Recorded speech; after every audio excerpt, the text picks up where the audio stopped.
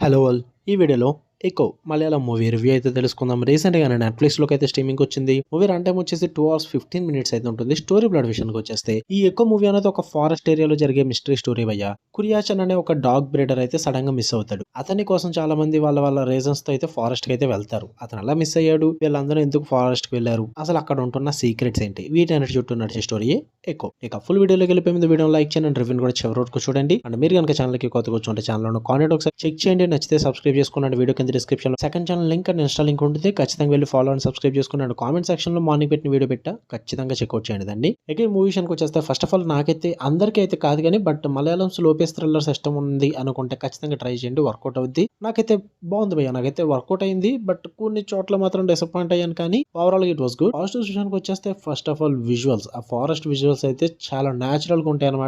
Cinematography అయితే అదిరిపోయింది. ఇంకా బ్యాక్‌గ్రౌండ్ మ్యూజిక్ కానీ ఆ సస్పెన్స్‌ని గాని చాలా బాగా హోల్డ్ చేశారు. చాలా సీన్స్‌ని కూడా ఎలివేట్ చేస్తుంది ఆ బ్యాక్‌గ్రౌండ్ మ్యూజిక్ అన్నది. అండ్ స్టోరీ కాన్సెప్ట్ కూడా డిఫరెంట్‌గా ఉంటుంది. క్లైమాక్స్ ట్విస్ట్ కూడా ఇంట్రెస్టింగ్‌గా ఉంటుంది. ఆ స్లో మిస్టరీ మూవీ సిస్టమ్ ఉంటే మీకు ఇది ఖచ్చితంగా నచ్చుతుంది. అండ్ పర్ఫార్మెన్సెస్ కూడా హైలైట్ అనిపిస్తాయి. ఎక్కడ కూడా మీకు మరీ లాగ్ అవుతుందన్న ఫీల్ అయితే రాదు. మరీ స్లోగా తీసుకెళ్ళి లాస్ట్‌లో ట్విస్ట్ ఇస్తుంటారు. ఇది కూడా అదే ఫార్ములాలో వెళ్తూ ఉంటుంది. బట్ మరీ అంత స్లోగా అయితే తీసుకెళ్లరన్నమాట. కొద్దిగా గొప్ప పర్లేదు భయ్యా ఇది.